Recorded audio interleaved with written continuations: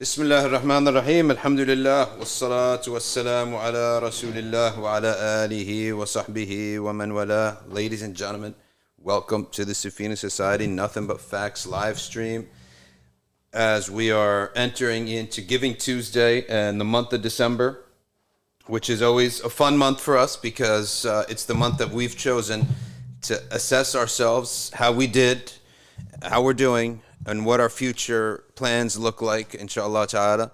And our future plans are really big. And this past year, I would say we had what I would probably term an amazing year.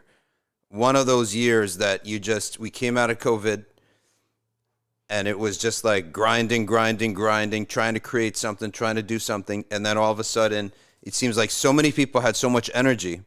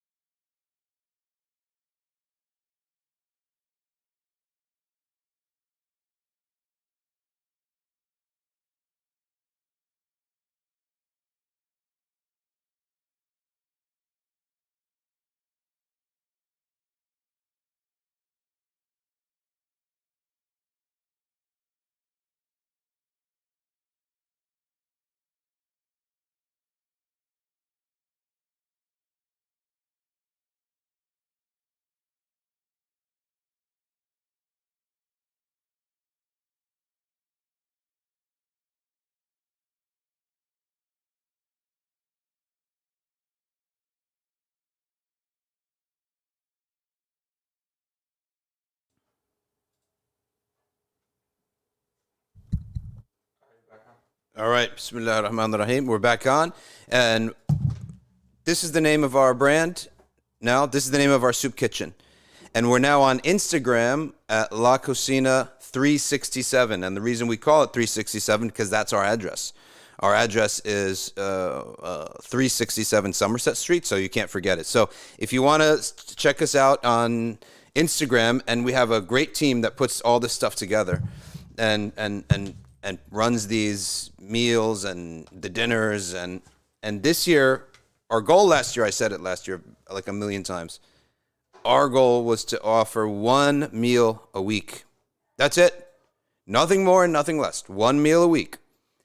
On top of that, we started off really slow to the point that one guy even asked me, what's going on? I said, on our first meal, we literally had to convince people to come. They didn't know what was going on. The place looked really shady. The place looked pretty scary almost because it was like a rundown place. We had a little lamp out, and we were telling people to come and come inside. And they didn't want to come inside. So we had to convince them to come inside by walking around. We were just like walking around giving people cards and telling them to come inside. And Lord, on the first day, people wouldn't come inside. Only 9 people came in. We actually had to take the food, and we were like walking to people and just give them food. Well, it was also winter. Remember, we started in January. Then next week was also tough. Then finally on the 4th week, we topped 20 people. And that was a big deal to me. I was keeping track. 5th week, 6th week, 7th week, as soon as the weather got a little bit warm, all of a sudden, we were having lines out the door. And as soon as we also added the element of clothing, I'm telling you, sometimes you got to follow your gut instinct. People were telling me, don't do clothes, don't do clothes. Why wouldn't you do clothes, right? And we ended up doing clothes. Clothes was like the biggest hit. We actually had to put limits. People were walking out like with all the clothes. We actually have a limit, 5 items per person. And that's what we give out. People can take 5 items. Now, then we got a sister came in and said, you're all doing it wrong. I mean, what do we know? We're just putting the clothes out. But she had like a sense, and she bought hangers and like a rack. And now it's going to almost look like a store. But everything's free, right? Shoes, there's an area for shoes. There's an area for jackets. There's an area for men's clothes. We have like suits. So people come in and they can take 5 items. And there are toys, there are home appliances now. Anyone want a bottle warmer? This is like one of the best inventions. People don't even know what it is. I know these things. A bottle warmer, it's one of those gifts that people get when you have a kid. It's basically, it's a little rectangle. You put some water in there, you plug it in. The water warms up. And then there's like a grid inside of it, a basket. You put the bottle in there. So the bottle's sort of submerged in water that heats up to a reasonable temperature. You put that there, and when you're waking up, when your baby's asleep, you don't have to, you just reach for the bottle warmer. The bottle, it's already warm. There's no such thing as not everyone breastfeeds. People are sick, right? Some people they can't breastfeed. So, because that's a group. The breastfeeders, that's the natural way of life, right? But they're sometimes oblivious to the fact that some people are sick and there's medicine in their body and they can't breastfeed, right? So the breastfeeders, by the way, this group is on the verge of being as bad as the vegans, all right? If you don't breastfeed your kids, they're going to, oh, are you a fool? Some people are sick. So you reach in and the bottle's nice and warm. Boom, stuff it in the baby's mouth. Okay, go back to sleep. Such an important invention and a simple thing. And we got one downstairs. So these little things, diapers. Shama'il did a report, and they said that the biggest source of depression and anxiety in the house is something that they couldn't even identify themselves. The house stinks. The baby's crying because he always has a rash. Why? Because diapers are expensive.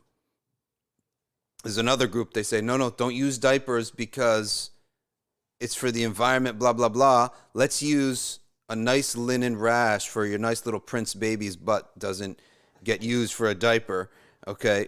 Do you know how expensive that is? And do you also know, that not a lot of people have the time, like the ancient times, the olden days, to take a beautiful cotton linen diaper your nappy that he's wearing, wallahi, I hate these elite people, and then wash it and have 20. Do you think people have time for that stuff, right? So they use a diaper. And then they use this diaper, and they're expensive, and because they're expensive, they have to end up rationing them out. So they only use diapers, for example, twice a day. Well, that means the baby gets a rash. That means the house smells like urine, right? It's terrible. Their houses stink. That's why they're depressed, and the husband doesn't want to come home, right? That's the problem. So we want to solve these problems for people and help people with this. We have a set of pictures. Every day we're going to put out a different picture. One of my favorite pictures, the proof of victory, is there's a line out the door. One of those recently, last month or something, literally at 5:30, a line starts to form. Doors open at 6:00, right? It's so important that it starts at 6:00 exactly, right? Everyone knows it starts at 6:00. Just like this live stream starts at 1:30 Eastern Standard Time every day, and you all know it's going to start right on time, right? So likewise, the soup kitchen starts exactly at 6:00. So they line up because they just came from work. They line up and people come in. They go in a circle like this, a U. They come in, they take their meal. If they want to hang out, they hang out. If they want to shop for clothes, they shop for clothes, right? Guess what else we're offering next? Our goal for next week, because what you're going to do is you're going to help pitch in with this at launchgood.com/Safina. Okay? Because da'wah requires wealth. It requires money. That's why what does the Quran say? Nothing is better than a group of people that advise people to Allah subhanahu wa ta'ala, and they advise to sadaqah. So you notice every day we talk about money.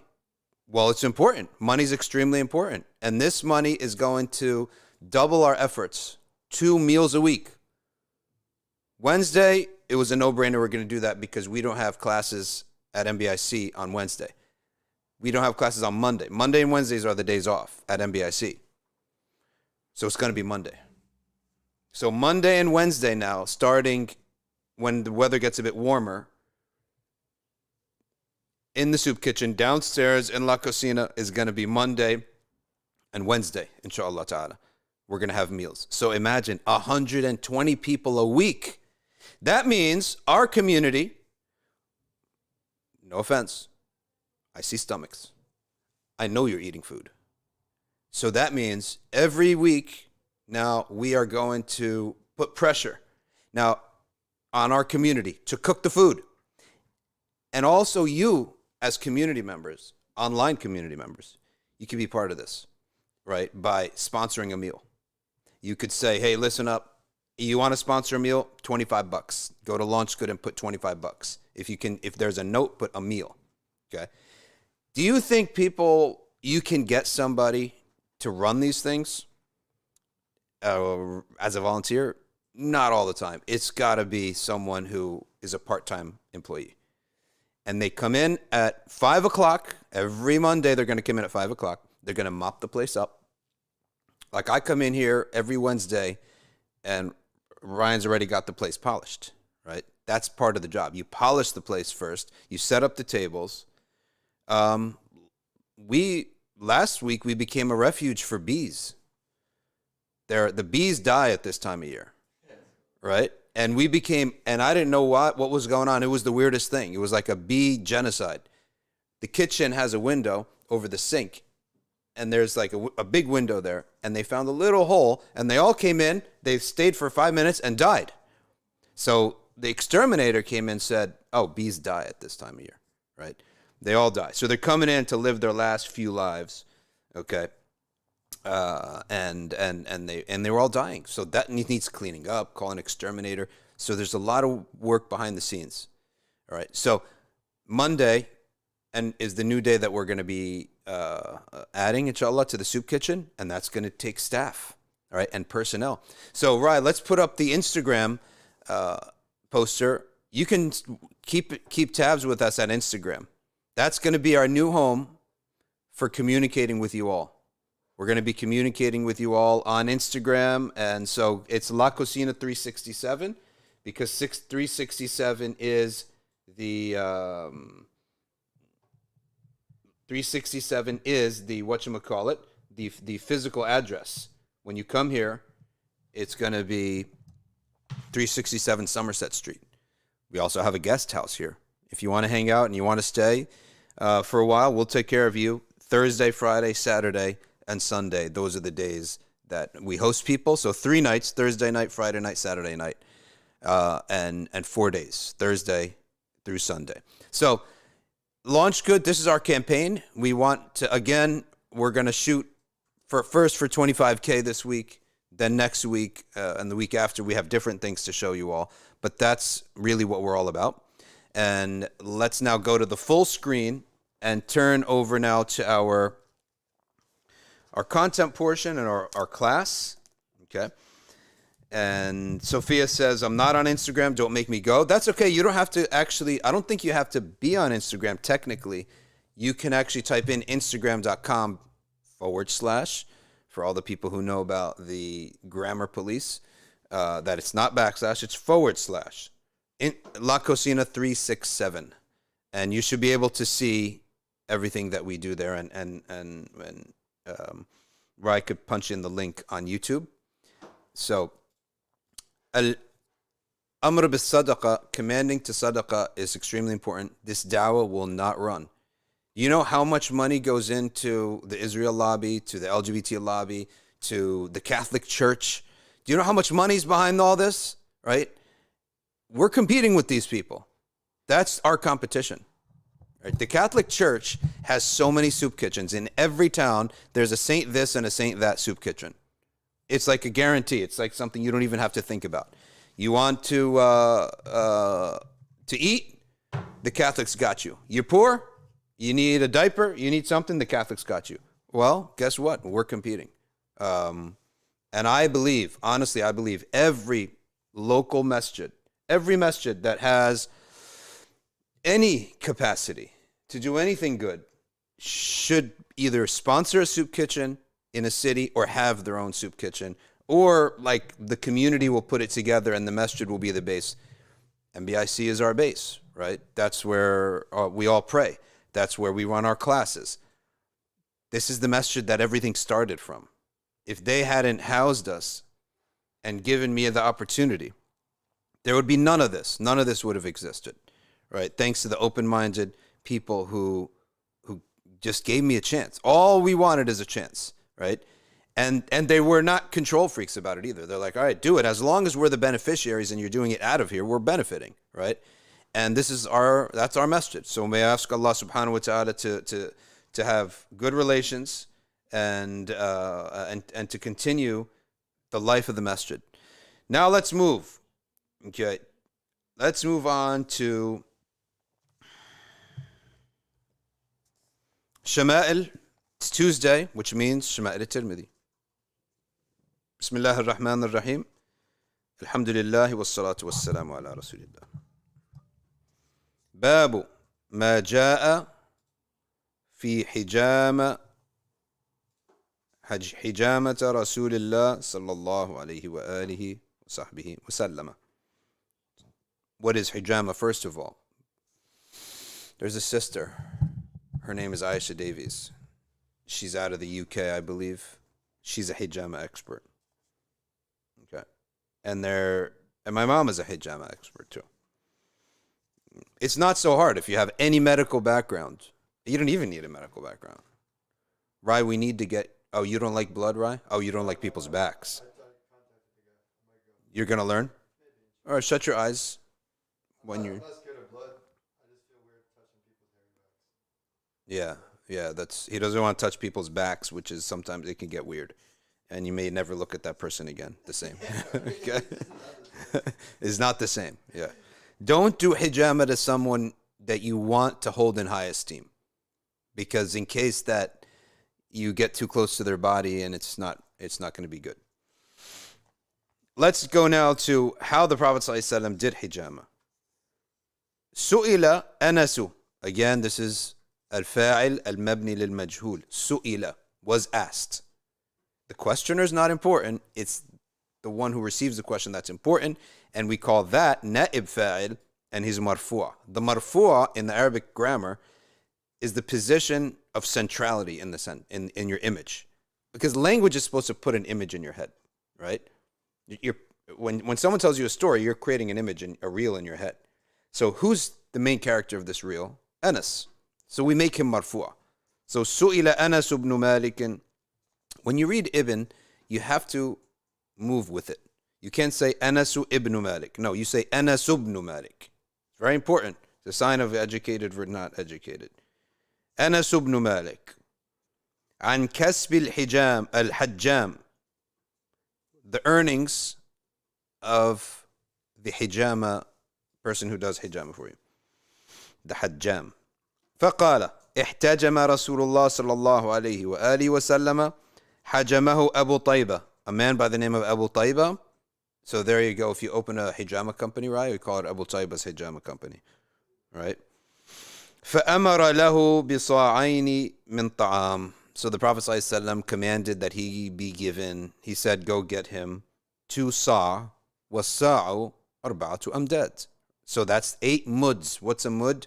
A mud is like a very big cup, essentially.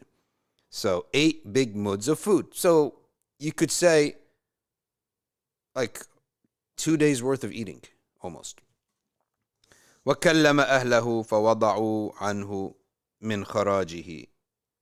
And so they also gave him some extra. And let's see how he translates this part here.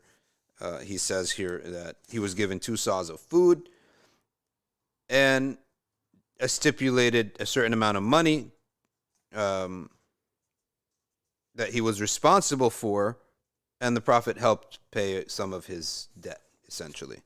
So what is, and the Prophet also said, إِنَّ أَفْضَلَ مَا تَدَاوَيْتُمْ بِهِ الْحِجَامَةِ. You have to take out the trash, right? You got to get the bad blood out of your system. It's that simple. You take a warm cup, you put it on the person's back. By the way, they do this in Indonesia all the time. And you put this on the person's back, it attracts. What does it attract? It attracts the bad blood. How does it attract the bad blood? I don't know. Ask a doctor. But that's what's attracted. Then they lift the suction cup and then they make a couple spikes, okay? A couple slits. And it comes out. So Aisha Davies, you want to get her. Who in England, I believe she is. And who is it that just said that they're also Sayyid Muhammad Daniel Hassanain? Where are you? Pakistan? He's a hijama therapist too. I'm telling you, you feel much lighter. In the sense, in your head, you feel like the blood's flowing better in your body. I need to do a hijama soon. Because I felt it was beneficial to me. I felt like, okay, the heaviness and the grogginess was gone. That's a result. That's a good result. I want that result. Okay. And the Prophet ﷺ said, the best medicine for you to do is hijama. And the best medicine is the preventative stuff. Drinking a lot of water, sleeping well. I would say avoiding sugary foods. Sugar is not good for you. And that's like a big craze now. But you do see the results of people who go without sugar. And anytime that you do one of these diets, there has to be a time where you break your diet. So you have to pick certain days of the year, because psychologically, what you can't have becomes more and more like a big deal. So you need to indulge in it a couple times. Muhammad Hassanain, could you please put your link at the bottom here if you have a website, because he teaches it online. And one of his students is in New York City. Could you put his contact here for us, please? Because we would like to establish this sunnah. It's something that is a sunnah. It's something we would never really care much for unless the Messenger Sayyid al-Kawnayn had done it. And that's why we care for it. Let's be honest here, right? If hijama was something that the vegans came up with, we'd just be against it, right? Just for the sake of it. But it's something the Prophet brought, so we're for it. So in a sense, there's a ta'abbudi aspect to it, which means that I would have nothing to do with this if not for Sayyid al-Kawnayn, alayhi salatu wassalam. And now that Sayyid al-Kawnayn said it's good, now I'm convinced that it's good, right? And I'm gonna, if my mind doesn't see that it's good, I'm gonna tell myself your mind is wrong. Because what's our epistemology? Sayyid al-Kawnayn, alayhi salatu wassalam, la yantiqu anil hawa.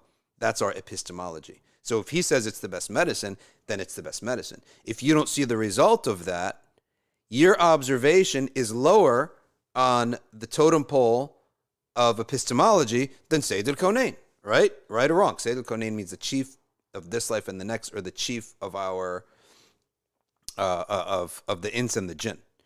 So what we're going to do is we're going to always remember that. That's why these things to me are very important. Because some people, they dismiss them. They say, oh, no, that's like, wait a second. You're got your epistemology all wrong. Sayyid al-Kawnayn knows better than you. If he said it's the best medicine, it's the best medicine. Okay? So we have some comments about the sugar-free. I'll tell you what you do. If you're sugar-free, you get, what is it called? What do I always talk about? Monk fruit. There's also this one thing, like someone just told me the other day. Yeah. What is it called? I don't know, it's like this website with all these like chocolate products with no... Oh, get me that. I need that. I need that. Sugar-free chocolate. Monk fruit is a sweetener that I would say it's 80% of how good sugar tastes. Okay, but 80% for how good sugar tastes for no calories is a miracle. You could live a normal life and not have the sugar. If you cut out sugar, you might say to yourself, it's 50 calories for like 2 spoons of sugar. Big deal. But it adds up. That's a big deal. It adds up. And who has time to exercise so much? Nobody. So monk fruit really is something that you will take a small sliver every month and you won't be so weighty. So what is it called? Chalk0.com. What a great business. I need this. Let's look at the prices. Ryan has pulled up Chalk Zero honey.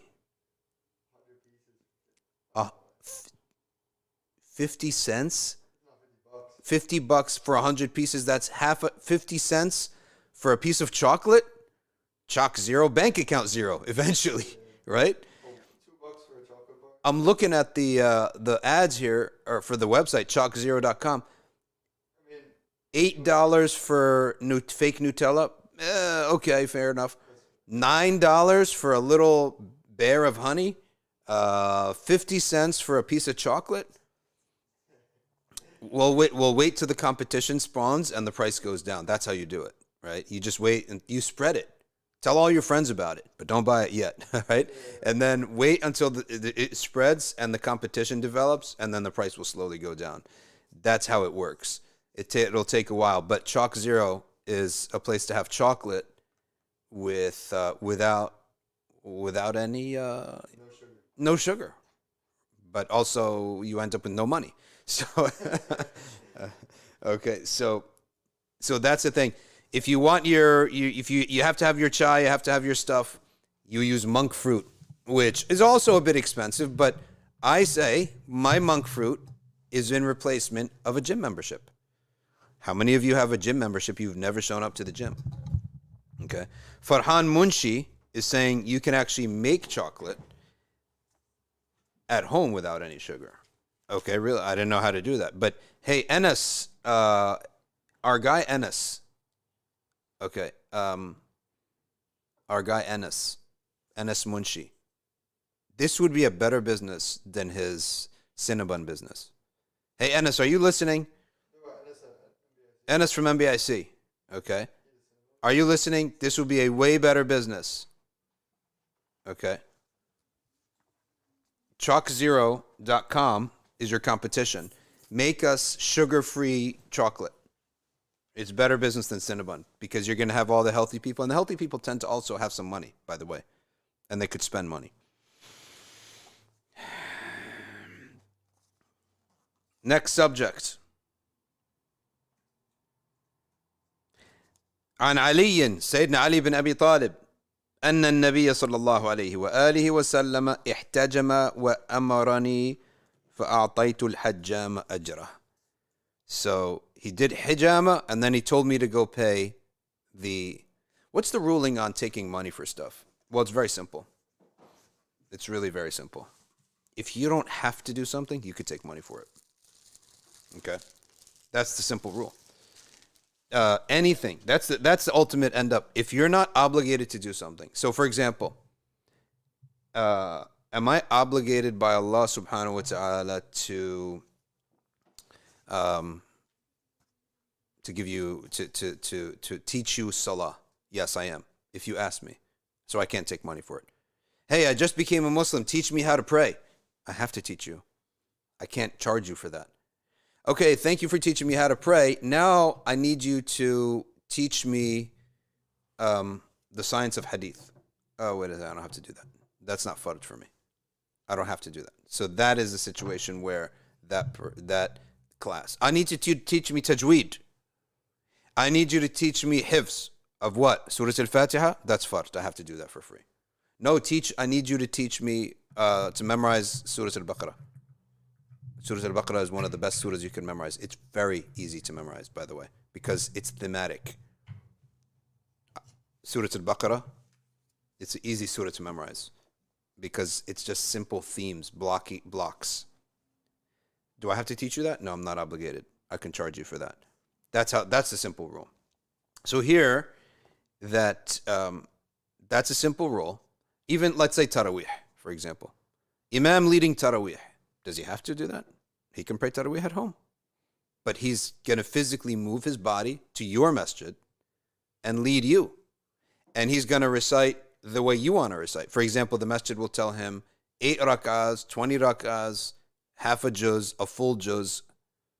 The masjid will determine that. He doesn't have to do any of this. But he's going to do it, right? He could pray Taraweeh at home. He could not pray Taraweeh at all. He's not obligated. So he can charge you to be the imam, okay, for your Taraweeh. Malik also and the ulama, they hesitated a little bit for the Imam Ratib, but in the end of the day, they also said the Imam Ratib. Same thing with him. He doesn't have to come to your mosque and lead the prayers. He can pray at home. He could pray as a musalli, as a muqtadi. So they even permitted that. The Imam Ratib could take a salary for that. Things like that. Where all of the hadiths, you can find this in Qurtubi's tafsir of Surah Al-Baqarah, all of the ahadith that criticize or curse or blame somebody who takes a salary, none of them are valid enough to make rulings upon. None of them.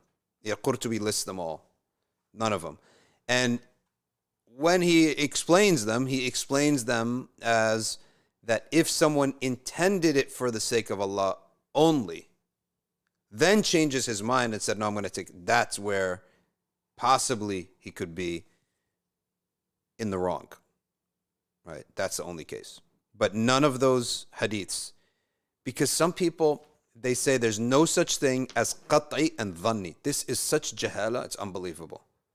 Qat'i means explicit, no discussion about it. It's a fact. The language is clear, the transmission is crystal clear. There are no questions surrounding the narration. It doesn't seem to conflict with another narration. That's qat'i. Explicit. Then there's interpretive hadiths and ayahs. A hadith or an ayah that we can interpret in many ways. The language is open for interpretation in different ways. Or the circumstance is either the circumstance is open or the circumstance is unclear. And hence it can be interpreted in different ways. That's called dhanni. The dhanni narrations are either muqayyad, they're either muqayyad, or they're like limited conditions, they're conditional. Because if it's seeming like it's contradicting another text, the scholars make it work by putting conditions. What's an example? The Prophet ﷺ, he commanded about the thobe never being past the ankle. That's a hadith. Then Abu Bakr later on said, O Messenger of Allah, my thobe always falls down, my izar always falls down to my ankles because I'm thin. The Prophet ﷺ said, it doesn't apply to you because you don't do it out of kibr. So what then do we do with the hadith? The Prophet ﷺ said, everything past the ankle, his ankles are in the fire. If his izar is past the ankle. But then he permitted Abu Bakr to do it, to leave it, because he was thin. So we say about that, we fit it in. We say that only if you're doing it out of arrogance, that it's haram, sinful. So that's an example. So the dhanni could also have an ijma' upon it. There could be a dhanni text, which it could mean many different things, but the scholars unanimously agree that the Sahaba understood it like this, the next generation understood it like that, so therefore it's 100, it is what it says it is, and there's ijma' upon it. And if you part with an ijma' on a dhanni verse, then that's called bid'ah khafifa. You're an innovator on that issue, but it doesn't remove you from Ahl Sunnah. Let's take, for example, a third possibility. There could be so many questions surrounding it, and the Sahaba didn't act upon it, okay? Or we have narrations that are big Sahaba who are muftis of the Sahaba. There are some scholars, the Sahaba, who are the muftis of the Sahaba. They acted opposite to it, or they said opposite to it. So there's too many questions, and we don't have much explanation. So there's a dhanni hadith that is muttarib, There's too many questions. Too many questions marks around this hadith. Therefore, even if the transmission is sahih, right? But then the matan, the text, leaves too much room for interpretation, and they don't understand how it works with the Sahaba doing the opposite or something, or that the Prophet has another hadith that seems opposite. So they call that, it's muttarib. It is sahih in its transmission, but there's no ruling based upon it. The dhanni narrations is where the madhahib come into play. There's no madhahib and there's no fiqh when it comes to qat'iyat. Qat'i verse, qat'i, you don't need, there's no fiqh on that. It's as it is. We don't need to see what the scholar said about La ilaha illallah. It's qat'i. Right? So, the month of Ramadan being a fard to fast, it's qat'i. Okay? There's no fiqh needed for that. There's fiqh needed in the dhanni. And by the way, anybody who says that all the four imams said, إِذَا صَحَّ الْحَدِيثُ فَهُوَ مَذْهَبِي, this is not correct. Malik said, okay, he said, if you find the sunnah to be opposite of what I say, then go with the sunnah. He did not say the hadith. So this idea that if the hadith is sahih, it's fiqh, that's our sharia, that's not the case. You can have many sahih hadiths that are dhanni in its nature. In Aqidah, the hadith of the slave girl, where is Allah, and she points up. That's dhanni, because there are so many narrations that contradict one another. Therefore, there's no ruling based upon that. And the only general ruling they take on that is that it's the qibla of my prayer is upwards. My qibla to dua is as-sama, not a god on the earth, meaning one of these idols. So that's a concept and idea of qat'i versus dhanni, and it's extremely important if you are in knowledge, okay? If you are involved in knowledge, you need to know that there's qat'i and dhanni. And when any scholar that says, no, there's no qat'i and dhanni, if it's sahih, it's the ruling. Okay, that's your madhab. Make your own new madhab. It's not the madhab of Abu Hanifa. It's not the way of Imam Malik. And by the way, these imams did not invent their madhab. They just represented and codified what they learned from the tabi'een. Malik's teacher, Ishaq ibn Rahawayh. Rabi'atul Ra'i. Ishaq ibn Rahawayh is Bukhari's teacher. Rabi'atul Ra'i. Malik would bring him a sahih hadith and the fatwa of what all the scholars in Medina do. Right? And he said, what do I do with this? And Rabi'atul Ra'i taught him. He said, Alfun al alf, ahabbu ilayhi min wahidan wahid. When we see all of the tabi'een and all of the sahaba in Medina, they're acting upon one thing, such as they don't wipe on the sock. They only wipe on the khuf. That overrides the solitary narration that says at one point the Prophet wiped over the sock. We don't know. If that's the case, why didn't any of the Sahaba act upon it? Because they saw that maybe the Prophet already had wudu and he was just making wudu upon wudu. Or they did not see him do it ever, except like maybe one person saw him. If it was sunnah, the Prophet would have said it, done it many times, and all the Sahaba would have been doing it, or some of them at least. But zero? So that's how we handle such narrations. Okay. Next hadith. This one is from Ibn Abbas. Now, look at this. First one was from Anas. Next one, Ali. Next one, Ibn Abbas. This is Hijama, right? So it's part of the religion. It's part of the sunnah. You've seen different Sahaba are narrating this now. That's what we're talking about. That's when something is of deen, that means the Prophet did it many, many times. Okay? If he wanted to make something of the deen, he did it many times in front of everybody. Okay? And to show you that it's a sunnah, he would then not do it one time or something like that. To make sure that everyone knows it's a sunnah, not a fard.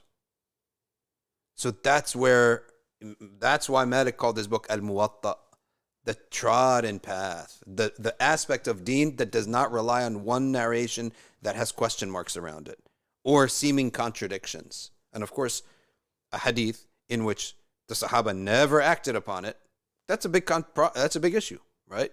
So that's why the ulama, the fuqaha, especially the Hanafis and the Malikis, did not make law upon such a situation. They want the guarantee, strong evidence. So now we have a hadith from Ibn Abbas that the Messenger sallallahu alayhi wa sallam احتجم على الأخدعين وبين الكتفين وأعطى الحجام أجره ولو كان حراما لم يعطه. The Prophet, peace be upon him, he did hijama between his shoulder blades. Okay. And both sides of his neck. Both sides of the neck and between the shoulder blades. And he paid the cupper. That's not the right word because cupping is different from hijama. Cupping does not involve bleeding, but hijama involves bleeding. All right. Bloodletting. It's not, no, sorry, that's not even blood. No, so this is how it works. Wet cupping. So dry cupping is just the suction. Wet cupping is the suction and cutting. Bloodletting is even more primitive, and that's just cutting and releasing some blood. And believe it or not, that was a health treatment back in the day. And they tried to do that to treat headaches. Okay. So he paid the hajjam, and he says here, if it was haram, he wouldn't have paid the hajjam. Okay. In the old days, they used to use, the doctors used to use leeches. They'd cut, and then they put a leech. Every doctor from the ancient times used to have a jar of leeches. And they did this, they used the leech when somebody got bitten by a snake or a spider that was poisonous. The solution was very simple. Put the leech there. Okay. Of course, the animal rights activists would say, well, now the leech is going to get poisoned. Oh, okay, so let the kid die. Let the mom who has 5 kids die. Or the dad who has 5 kids, let him die and let the leech live. That's the world that you guys would live in. Okay. Prophet sallallahu alaihi wasallam made dua for a hajjam. Now, who's narrating this one? Ibn Umar. 4 different Sahaba narrating. 4 different Sahaba narrating about hijama so far. That's what we're talking about, that if something is sunnah, established, many Sahaba speak about it. That's why the Hanafi and the Maliki madhabs in particular, and I believe even to the degree even the Shafi'is, the ahad narration that has question marks around it, they limit its use. Okay? They limit its use. So what did he say about this? He asked the what is your charge? He asked the hajjam, what's your charge? So again, proof that it was able to charge for hijama. Okay. Ma kharajuk. He inquired, what is your tax or the duty that you have to pay daily? Okay. And he answered the Prophet ﷺ, and he reduced his fee. Okay? That he has to, the man has expenses. So the Prophet reduced his expenses. That's another way of paying somebody. Okay. You did a service for the leader of the people. The leader is going to decrease your charge. وكان صلى الله عليه وآله وسلم يحتجم. Who translate this is now hadith from Anas ibn Malik. What did he do? يحتجم في الأخدعين والكاهل وكان يحتجم ل17 و19 و21. Okay, we're going to read this, and by the way, I have to check the USA and Iran scores. Can you check that, please? Because something inside of me is sort of rooting for Iran. Yeah, for some reason. I'm USA versus Iran. This is to go to the knockout rounds. I like sometimes, it's 1-0 in the first half. USA, unbelievable. Because all that Iran needs is a tie. I like sometimes to root for the underdog, right? And USA, all the Western countries coming in here and being annoying with their worldview. So, sometimes I like to see those people get upset. When the World Cup happens, I have like 10 teams. Like all the Muslim countries first, right? then maybe USA at the bottom. The bid'ah countries, only if the bid'ah country have an asterisk, only if they're going against someone who's worse, right? That's it. He says here that when would he do it? On the 17th, the 19th, or the 21st of the lunar months. Some people have this idea that when the full moon is out, the fluids in the earth rise to the top. And Allah knows best if that's the case. So they do things that neutralize that later on. Okay. Or at that time, such as fasting, hijama, things like that. Yeah. Now this hadith is also from Anas ibn Malik, that the Messenger sallallahu alayhi wa sallam ihtajama huwa muhrim bimalalin ala dhahr al-qadam. He did hijama while he was in ihram, on the back of his leg. He did hijama on the back of his leg, and he was in the state of ihram. Okay. The Hanafis hold it permissible. Others said it's makruh. Why? It's makruh if hair would come off, because we're not supposed to remove our hair during ihram. But if hair would not be removed, then it's okay. Okay. Bloodletting is called fast with a sad. Fa, sa, dal. Bloodletting is to remove blood. It's just, this is without the cupping. So fast is bloodletting. And people say it's beneficial. Okay. The land of Hijaz is hot, so cupping was more beneficial for them. Hot and cold temperatures have different effects on the temperaments. During the summertime in hot countries, heat comes out to the outer part of the body, and the effect of coolness remains in the inner parts of the body. For this reason, one perspires a great deal in the summer. Okay? Yet in the cold, because of the inner coolness, foods take longer to digest, and many illnesses occur. Now, in the cold countries and in the winter, the heat of a person's body goes to the inside, okay, of the body, and food digesting is faster. Okay, vapor emits from the urine, and disease decrease. According to the saying of Baqarat, in cold temperatures, the inner parts of the body become warmer. More sleep is experienced, and food is easily digested.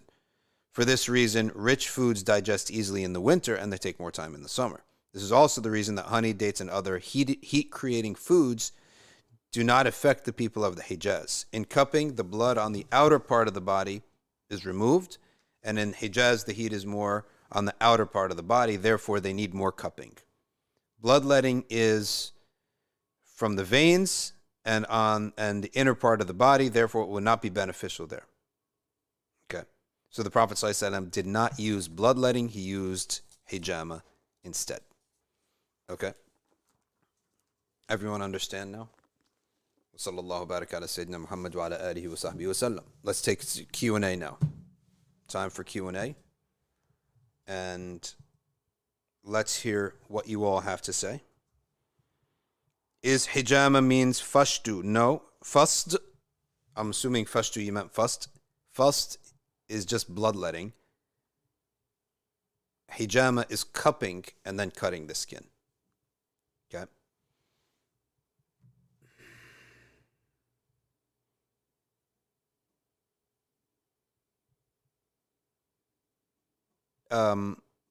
Did Muhammad Daniel put the name down of his website so people can get trained in hijama?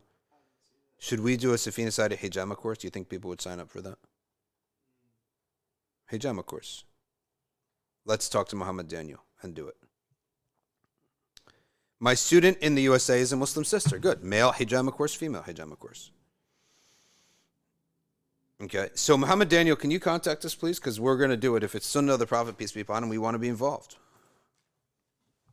Okay. Simple equation.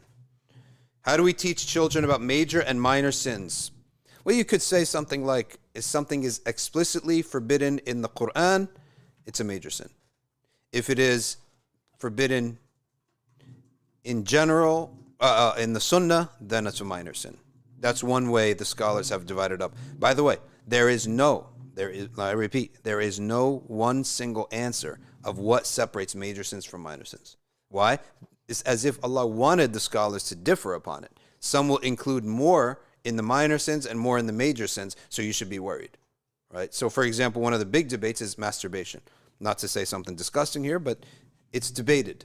Is this a major sin or a minor sin? It's debated, right? Because the Quran forbids something in general, they consider it a minor sin, right? If he forbids something in specific, it's a major sin. So, for example, the sexual actions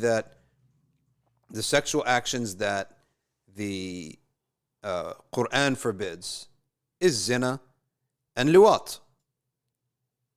Homosexuality and adultery / fornication is forbidden explicitly, mentioned. Then there's a general prohibition, which is Surah Al-Ma'arij, which says, your wives and right-hand possessions, and anything beyond that, then you've gone to excess. So therefore, everything else, which would include masturbation, which would include a doll, if someone had sex with a doll. I'm sorry to have to talk about this stuff, but people are weird these days. What can you do? Things like that. So that would fall under the general prohibition.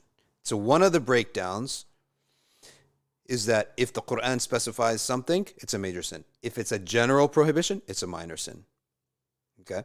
Now, the Sunnah, when they go to the Sunnah, they also have a breakdown. If the Prophet ﷺ forbids something and mentions its punishment in specific, or he mentions it with severe language, it's a major sin. And if he mentions something with light language, just prohibition, then it's a minor sin and could even be just discouraged, depending on how it's worded. So that's how major and minor sins are broken down. Make sure you want to support this podcast at patreon.com/Safina Society. We really appreciate all of our patrons, and you could be a patron by going to patreon.com/Safina Society. And we are also raising our funds this week for the second meal. It's going to cost us a bunch of money to ensure that it's staffed. And if we don't have volunteers for the food, that the food is paid for. We have to buy the food. And the place has to be staffed with someone to set it up. Okay? So you can go to launchgood.com/Safina Society. And our new home of communication with you all is going to be the La Cocina 367 Instagram page. La Cocina 367. Okay. Let's now take your questions. It says, Caitlin Johem, how to get out of this daily work grind that feels so spiritually draining? And it feels like our employers control us. Well, they do control you, in a sense. If you want money from them, you're lucky if you have a good employer. Okay. But I'll tell you one thing that sometimes helps. I don't know if this can help you, but I think AirPods is one of the best inventions. I got them right here. Okay. And you could put AirPods, especially if you wear hijab, no one's ever going to know. You could put your AirPods in, and you could listen to dhikr all day. You could listen to talks all day long, right? I love this invention. This was a gift someone got me. And on top of that, it has noise cancellation, which is like a scientific miracle, how they did this. Okay, I'm exaggerating a little bit here, but literally, if you put them on, the noise decibel decreases, I would probably venture to say 70%, which is really useful if you have a headache or you're in a noisy place. So I would stick your AirPods in your ear, one ear at a time, because it's actually not that good to have stuff in your ears all the time for health purposes. And what you do is you listen to something beneficial, but don't listen to the Quran unless you can concentrate. You can do a non-brain requiring task and listen to Quran at the same time, because you can focus on the Quran while cleaning a dish, for example. There's no brain is used when you're cleaning dishes. No brain power is used when you're driving. These things are on autopilot, right? So you can listen to the Quran if you're doing that. But if you're actually like reading something, thinking, then you cannot listen to the Quran. You can listen to dhikr, but not the Quran. And you can listen to talks and lectures, etc. Okay. Only one or two more questions. We started late, but we got to run. Non-Muslims, says Nuwaid ibn Muhammad. Non-Muslim family want to give me their estate whilst I'm a Muslim in their secular will. Yes, the scholars have deemed it, you can take it not as inheritance, but as under the ruling that wealth is always better in the hands of a Muslim than a non-Muslim. Oh, that's discrimination, blah, blah, blah. No, it's not. It's because the Muslim will give it its haqq. Wealth belongs to Allah, and Allah Ta'ala has conditions for wealth. He has commandments for wealth. Like what? Like zakah. And that zakah applies to all wealth, Muslim and non. But obviously the Muslim non-believer is not going to discharge zakah. So the wealth is always better in the hand of the Muslim who will observe God's law regarding that wealth. It's as simple as that. Okay, so you can take it with the intention of that the wealth is better in the hands of a Muslim than a non-Muslim. In the Hanafi madhab, are men allowed to wear a silver chain around their neck? Not that I know of. I think that they're not allowed to have any jewelry except one ring, but you can ask a Hanafite.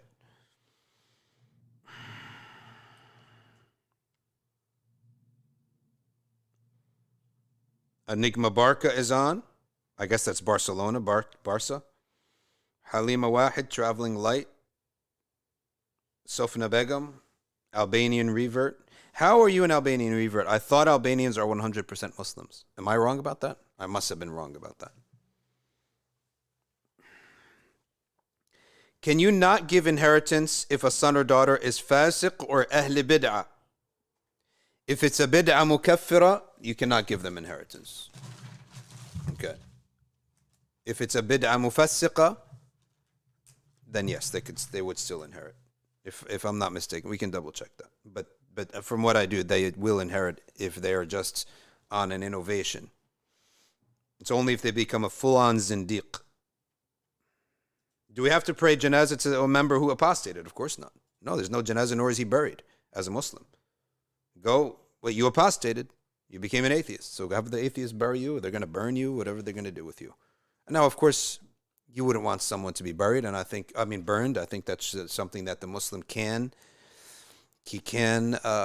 intervene there, because that's desecration of a human body. And bury him normally in a non-Islamic graveyard, non-Muslim graveyard. Okay. And you wouldn't have to do washing or anything like that. You just bury him the regular way people are buried. I heard giving charity removes the ghadab of Allah and protects us. You can't imagine what charity does to people. It removes any punishments that we were going to receive. It comes up as a firewall and blocks that punishment. Are men allowed to wear chains in the Maliki madhab? No, in our madhab, in the Maliki madhab, is very austere and dry on jewelry. You're allowed one silver ring maximum. And this is not even a silver ring. Someone asked, was this gold? Of course it's not gold. Do you think a Muslim's going to wear gold and do a live stream about Islam? No offense or anything, but it has a gold color maybe, or bronze color. But the maximum a Muslim man is allowed to wear is one silver ring, no other jewelry. Why? Because Malik made istidlal of the verse, أو من ينشأ في الحلية أفمن ينشأ في الحلية وهو في الخصام غير مبين, about Abu Jahl. Right? Is this one who was raised wearing jewelry and now he argues and doesn't make any sense? Meaning, Malik said Allah would not make fun of something halal. So it's haram. He's making fun of something. A boy raised up in jewelry. Okay? So it's muharram. And so one of the wisdoms behind that is that it makes a person whimsical. It makes a man, renders him to be whimsical and excess in his vanity. And therefore it gets to his head, so he doesn't even make sense anymore. He's become a vain person. Also, it decreases the value of gold, because if half the population cannot own gold jewelry, then there's more gold to go around. And money needs to go around just like blood in the body. That's why we're all about moving money, invest, buy, sell, give sadaqah, move the money. Hoarding money, having tons of gold sitting in your house and slowing down your economy, hoarding your cash, it's like the blood not moving in the body. It makes the society sluggish. Economics is a big part of our religion. We want the money to move. That's why spending is better than hoarding. All right, folks, we have to stop here, unfortunately. Ali's asking about believing in dreams. No, true dreams. If it's a true dream, you have to firstly make sure if it's a true dream or not. If it's a true dream, it's yaqeen. And it's interpreted properly. You believe in it with yaqeen. The timing is for Allah, but it has to be interpreted properly. That's the hard part. But it is yaqeen. It is a source of yaqeen and is given from the Prophet ﷺ for us to believe that it is yaqeen. Imam Malik confirms that. He said it is a type of wahi from Allah subhanahu wa ta'ala. And it is a serious matter that we should have firm belief in it. And then wait until Allah ta'ala brings it. قولوا قولي هذا واستغفر الله لي ولكم وجزاكم الله خيرا والسلام عليكم ورحمة الله وبركاته.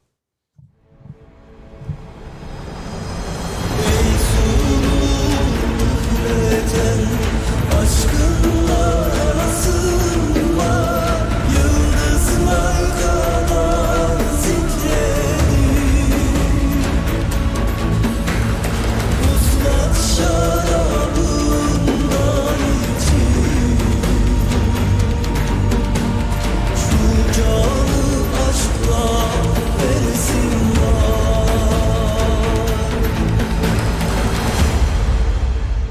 Ya Allah, bu Allah kalbe şifa.